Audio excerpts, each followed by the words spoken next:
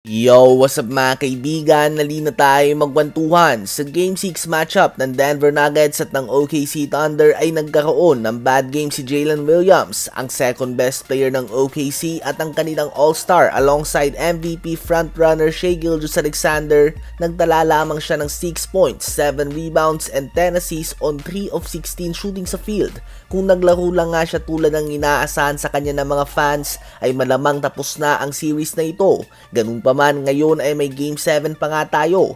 Paboro nga ito sa mga fans, subalit malaking question mark para sa OKC Thunder dahil hindi nga natin alam kung paano ba sila magpe-perform sa isang Game 7. Ang Denver Nuggets nga ay naglaro pa lamang sa isang noong series kontra sa Clippers. Subalit sa OKC nga, si Chet Holmgren, ang dalawang Jalen Williams, Lu Dort, Isaiah Joe, Cason Wallace, Aaron Wiggins at iba pa, lahat nga ito first-timers sa mga Game 7.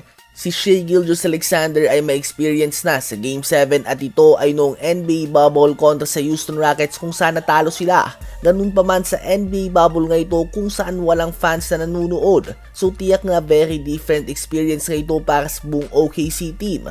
Home court advantage para sa OKC, subalit Game 7 experience naman ang meron ang Denver Nuggets. Tiyak na very exciting nga ang matchup na ito ng dalawang MVP frontrunner Shai Gilgeous-Alexander at OKC Thunder at Nikola Jokic at ang Denver Nuggets.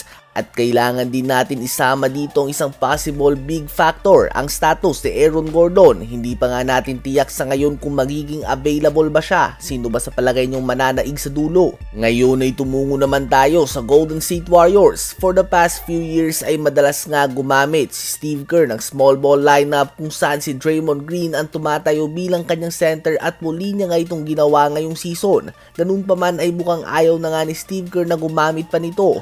Ayon sa multi-time champion player and coach ay ayaw niyang simulan ang susunod na NBA season na si Draymond Green ang kanyang starting center. Pwede nga daw itong gawin na si Draymond ang maging starting center sa last 30 games ng season tulad ng ginawa nila ngayong season. Subalit nakikita naman daw natin na napapagod si Draymond dito.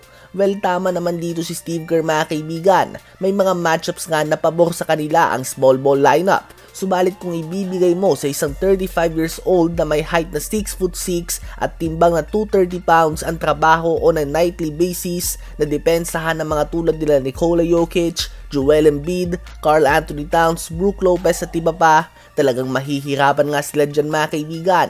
Nagbabago na nga ang NBA at tumatanda na din si Draymond. Di na kaya ng kanyang katawan na makipagpisikalan pa palagi. Ngayong off-season ay pwede nga silang kumuha sa free agency o kaya naman sa trade market ng mga lehitimong center na tulad nila Steven Adams, Brook Lopez, Nikola Vucevic, Daniel Gafford, Kristaps Porzingis o kung sino pa man. Ano ba masasabi nyo tungkol dito?